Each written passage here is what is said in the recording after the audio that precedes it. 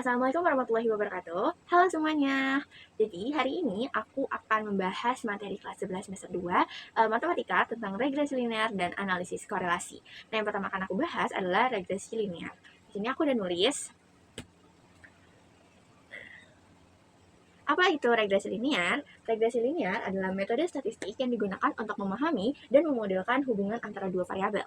Dua variabelnya itu ada variabel independen atau bebas dilambangkan dengan huruf X, dan juga variabel dependen atau terikat dilambangkan dengan huruf Y. Nah, tujuannya itu apa sih? Tujuannya itu untuk menemukan garis terbaik atau garis best fit. Nah, garis best fit itu adalah garis lurus yang paling mendekati semua titik data pada diagram pencar dalam analisis regresi linear. Nah, untuk menemukan si garis best fit ini, ada dua cara gitu. Yang pertama ada metode kuadrat terkecil dan juga model regresi linear. Yuk langsung aja kita bahas. Oke teman-teman, aku mau nunjukin ini contoh dari garis best fit. Nah, kenapa ini disebut dengan garis best fit? Karena kalau teman-teman lihat nih, itu di atas garis sama di bawah garisnya itu ada 2 dan ada 3. Nah, dimana kalau garis best fit itu harus imbang. Contohnya kayak gini. Nah, aku akan cari yang kayak jaraknya tuh nggak sama gitu, kayak yang di bawah semua atau di atas semua. Nah, ini contohnya kalau yang ini di bawah semua. Nah, garis best fit tuh harus kayak sama gitu. Di sini misalnya ada 2, di sini ada 3. Nah, itu kayak seimbang. Atau di atas 3, bawah 3. Kalau begini nih, di bawah semua, itu namanya bukan garis best fit. Nah, oke. Kita lanjut ke selanjutnya. Oke teman-teman, kita langsung aja ke metode kuadrat terkecil. Metode kuadrat terkecil adalah teknik statistik yang digunakan untuk menemukan garis best fit dalam regresi linear. Nah, tujuannya yaitu untuk meminimalkan selisih antara nilai-nilai yang diprediksi oleh model regresi dengan nilai-nilai yang sederhana dalam data. Oke, langkah-langkahnya itu ada 3, akan aku bacakan. Yang pertama adalah menentukan persamaan perkiraan garis regresi atau ini lambang Y topi. Ya, dibaca itu ini kalau gini adalah Y topi.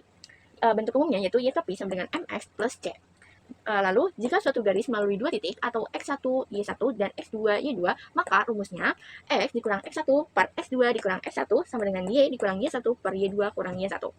Oke, lanjut kita ke langkah kedua, yaitu menentukan jumlah kuadrat residu dengan rumus buka kurung sigma buka kurung Y kurang Y topi tutup kurung kuadrat tutup kurung lagi. Lalu yang ketiga, menentukan nilai buka kurung sigma buka kurung Y kurang Y topi tutup kurung kuadrat tutup kurung lagi terkecil dari masing-masing garis regresi. Dan yang memiliki hasil ini yang terkecil, maka itulah garis best fit-nya. Nah, makanya kita cuma nyari ini aja. Dan yang terkecil itu berarti garis best fit-nya. Oke, lanjut teman-teman. Oke teman-teman, kita langsung ke contoh soal sekaligus soal yang bakal kalian kerjakan. Nanti akan kita bahas bareng-bareng. Nih, kalian bisa foto dulu soalnya. Langsung aja, yuk kita bahas. Oke teman-teman, kita bahas ke soal yang A, nomor 1 yang A. Oke, aku lihat soalnya di sini ya. Di sini.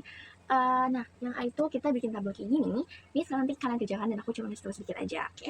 Nah, di sini kan ada Y topi 1, yaitu 109 dikurang X. Itu ada di soal ya, teman-teman. Dan juga ada Y topi 2 sama dengan 108 kurang X. Hitungnya gimana? Aku contohin ini, berarti ini sama aja lah ya, tinggal diganti angka 109 dan 108. Oke, kita contoh yang pertama dulu. Oke, pertama, kedua, ketiga, keempat, kelima. Ya, berarti 109 dikurang X-nya kan 32, berarti kurang 32 aja. Berapa? 109 dikurang 32 sama dengan 7, dan di sini 77, berarti sini 77. Kalau di sini berarti seterusnya kayak gitu teman-teman. 109 kurang 30, 109 kurang 31, 109 kurang 31 kayak gitu. Oke, kita langsung ke 108 dikurang X. 108 dikurang 32 sama dengan 76, berarti sini 76. Seterusnya kayak gitu ya teman-teman, tinggal ganti X-nya aja. Oke, kita langsung ke Y dikurang Y topi. Y dikurang Y topi adalah 78 dikurang ini Y topinya kan yang ini. Berarti 78 kurang, ikut 72. 78 kurang 77 dengan 1. Berarti sini 1. Nah, kenapa di sini ada kuadrat? Tinggal dikuadratin aja. 1 kuadrat, 1 pangkat 2, yaitu adalah 1. Gitu, teman-teman. Nah, seterusnya kayak gitu ya. Langsung aja. Oke, teman-teman. Gimana nih? Udah selesai belum hitungnya? Nah, ini udah selesai hitung. Nah, kalau ada min, tulis aja min. Gak apa-apa ya. Oke, di sini aku udah jumlahin semuanya, dan di antara yang 109 dikurang X dengan 108 dikurang X, yang paling hasilnya itu yang paling kecil adalah yang 109 dikurang X atau Y topi pertama, yang ini teman-teman. Jadi, persamaan Y topi pertama sama dengan 109 dikurang X adalah yang lebih tepat untuk memprediksi kelembaban udara di Indonesia. Jadi ini ya teman-teman jawabannya. Oke, langsung aja kita ke yang B. Let's go. Oke teman-teman, kita langsung ke pertanyaan yang B. Di pertanyaan yang B itu adalah prediksi kelembapan udara yang memiliki rata-rata suhu harian 33 derajat Celcius. Dengan sama nilai itu Y1, Y topi 1 sama dengan 109 dikurang X untuk X sama dengan 33. Nah, jadi hitungnya begini teman-teman. Y topi 1 sama dengan 109 dikurangin X. X itu kan tadi 33. Nah, jadi 109 dikurang 33 adalah 76%. Oke, lanjut ke yang C. Yang C itu adalah pertanyaannya kelembapan udara 74% sama dengan nilai X ketika Y topi 1 sama dengan 74. Nah, jadi Y topi 1 sama dengan 109 dikurangin X. Ini ya rumusnya. Jadi karena yang dari kita adalah Y topi 1, jadi Y topi itu ditulis 74 sama dengan 109 dikurangin X. Nah, X-nya ini dikedepanin kayak kalau bahasa gampangnya dipindahin, X sama dengan 109, jadi 74 pindah ke sini, dikurang 74. X sama dengan 35. Jadi rata-rata suhu harian yang memiliki prediksi kelembapan udara 74% adalah 35 derajat Celcius. Tapi kalau yang B, prediksi kelembapan udara yang memiliki rata-rata suhu harian 33 derajat Celcius adalah 76%. Oke teman-teman, lanjut ke selanjutnya. Selanjutnya teman-teman, ini ada contoh soal lagi. Kalian bisa tulis soalnya. Carilah garis base rate dari uang jajan dan uang yang ditabung. Oke, ini soalnya dan sebelah itu adalah gambar. Itu ada 3 garis dengan warna yang berbeda. Nanti kita akan hitung masing-masingnya satu-satu. Ada yang merah, ada yang hijau, dan juga ada yang biru. Oke, teman-teman. Kita langsung ke pembahasannya. Selanjutnya yaitu yang jawab soalan tadi. Di sini aku udah gambar tabel, yaitu adalah garis biru, merah, dan hijau. Nah, 2 titik yang dilalui yaitu yang kalian bisa lihat tadi di soal. Ini aku udah tulis, kalian bisa lihat. Ya, kita langsung aja kita tentuin ke persamaan garis. Aku udah hitung yang biru. Yang biru dengan rumus yang X dikurang X1 per X2 dikurang X1 sama dengan Y dikurang Y1 per Y2 kurang Y1. Setelah dihitung, ini kita tinggal masukin aja angka-angkanya. X itu kan nggak ada angkanya sama sekali. Jadi itu saja X dikurang X1-nya berapa. Di sini kan udah ada 10. Terus per X2-nya 45 dikurang X1-nya berapa tadi? 10. Kayaknya tinggal nyalin aja teman-teman. Jadi nanti kalau udah kayak gini, kan udah kalian jumlahin tuh yang bawah, tinggal yang atas dan kanan masih ada X. Kalian kalikan silang. Dan nanti akan tertulis seperti ini. 35Y dikurang 70 sama dengan 13X dikurang 130. Lalu kalian hasilkan saja, yang nanti akan hasilnya adalah Y sama dengan 1 per 35 buka kurung 13X dikurang 60. Tutup kurung. Jadi nanti kalian tulis di sini. Nah, tugas kalian adalah kalian cari yang merah dan hijau. Lalu kalian cari yang pakai tabel yang sebelumnya, yang banyak itu, yang ada pokoknya yang banyak banget yang ada Y-nya, yang Y topi pertamanya itu pakai yang ini, lalu nanti Y topi yang keduanya pakai yang merah, Y topi yang ketiganya pakai yang hijau. Yang ada 3 cara yang sebelumnya teman-teman. Jadi kalian cari, nanti kalau udah ketemu boleh langsung aja ditulis. Oke, langsung ya teman-teman. Bye. Gimana nih teman-teman? Udah ketemu belum? Nah, kalau belum ya aku udah tulis. Yang pakai tabel banyak itu pakainya yang ini teman-teman yang udah aku bilang. Bener nggak nih kalian? Kalau salah bisa dikoreksi. Lalu setelah kalian udah hitung di tabel-tabel yang banyak itu, yang bikin kalian pusing, akan mendapatkan hasil yaitu yang biru 21,67, merah 10,38, dan yang hijau 12. Karena garis base itu katanya cari yang terkecil, maka jawabannya adalah yang merah 10,38. Oke teman-teman, kita langsung ke model regresi linear. Let's go! Oke, lanjut ke metode yang kedua, yaitu persamaan regresi linear. Nah, bentuk umumnya yaitu Y topi sama dengan A plus B X. Atau bisa juga kalian ada rumus lain, yaitu ini tuh bukan rumus lain sih, tapi kayak di dalamnya sini. Habis itu kan ada A-nya itu ada rumusnya sendiri, B X itu ada rumusnya sendiri. Nah, A-nya itu rumusnya adalah Y topi bar dikurang B X bar. Kalau lurus ini bar ya teman-teman. Nah, untuk mencari sebelum itu A itu ada 2 rumus, kayak bisa digunain 2 gitu. Kalau yang satunya lagi, A sama dengan sigma Y dikurang B sigma X per N. Nah, untuk mencari B-nya, yaitu N dikali buka kurung sigma XY, tutup kurung, dikurang sigma X dikali sigma Y, per N dikali sigma X kuadrat dikurang sigma X tutup kurung kuadrat. Beda teman-teman, kalau ini emang X-nya duluan yang udah dikuadratin. Nah, kalau yang satunya lagi, X-nya itu berapa, baru dikuadratin. Langsung aja kita mungkin contoh soal. Tapi sebelum itu, aku mau jelasin dulu. A itu apa, B itu apa, Y topi itu apa. Nah, kalau Y topi itu adalah variabel terikatnya. Lalu kalau A itu adalah konstanta, kalau B itu adalah koefisien regresinya, N itu banyaknya sampel atau banyaknya, pokoknya kayak banyaknya jumlahnya dia. Lalu X itu adalah variabel bebasnya, dan X bar itu adalah rata-rata variabel bebas, dan Y bar adalah rata-rata variabel terikat. Oke, langsung kita ke selanjutnya. Oke, ini adalah contoh soalnya. Kalian bisa catat ya teman-teman. Oke, catat dulu. Ya, setelah ini kita akan membahasnya. Let's go. Oke, pembahasannya.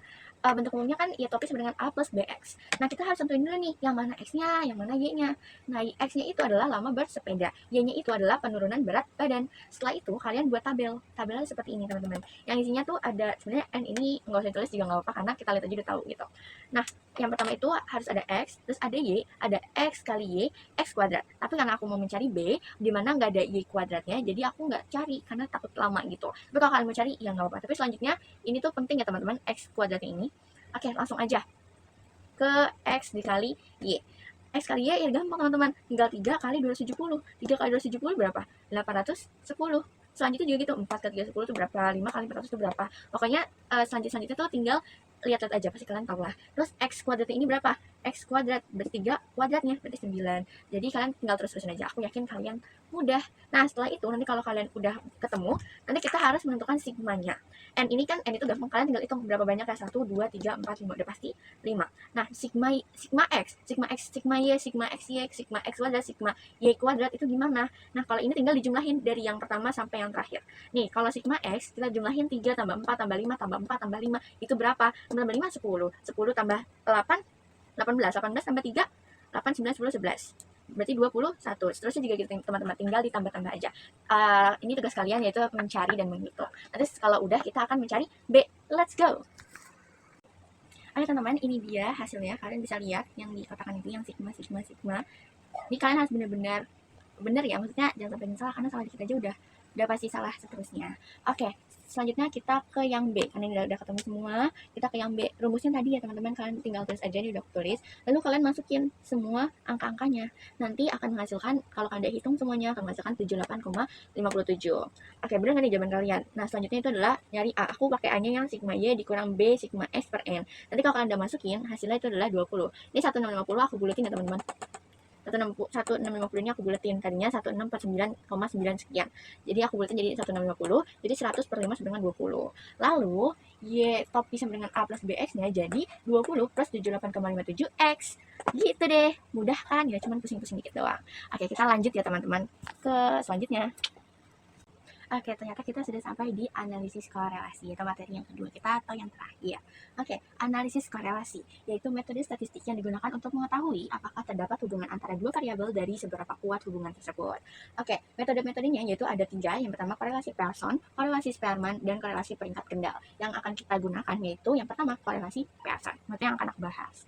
Nah, tujuannya yaitu untuk mendapatkan pola dan keeratan atau kekuatan hubungan antara dua variabel atau lebih yang dinyatakan dengan koefisien korelasi. Nah, koefisien korelasi itu dilambangkan dengan R kecil, nilai yang menunjukkan kuat atau tidaknya hubungan linear antara dua variabel.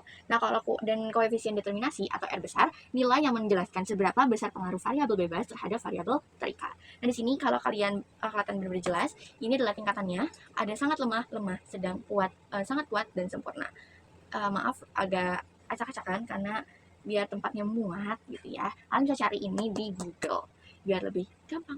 Nah, ini untuk rumusnya ada, kalau yang R kecil sama dengan N dikali buka kurung sigma X Y terkurung dikurang sigma X dikali sigma Y per akar dari, akarnya panjangin aja, buka kurung N dikali sigma X kuadrat dikurang sigma X tutup kurung pangkat 2 terus tutup kurung buka kurung lagi N dikali buka kurung sigma Y kuadrat tutup kurung buka kurung lagi sigma Y tutup kurung kuadrat tutup kurung, kayak gitu. Kalau yang R besar atau koefisien determinasi itu rumusnya R kuadrat dikali 100%. R yang ini diambil dari hasil yang ini ya teman-teman.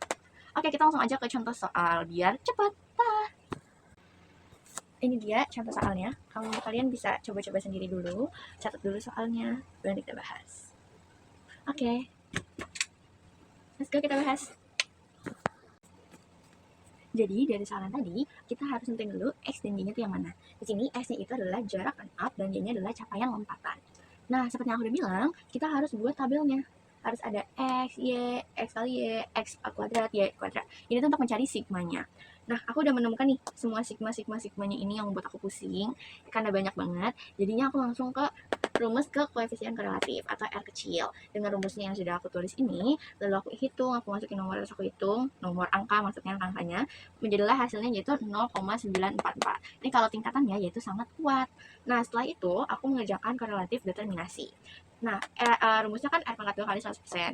Nah, ini aku tulis 0,944 kuadrat dikali 100%, hasilnya 0,1 0,8911. Dikali 100% yang hasilnya 89,11%. Jadi, pengaruh jarak run up terhadap capaian lompatan sebesar 89,11%.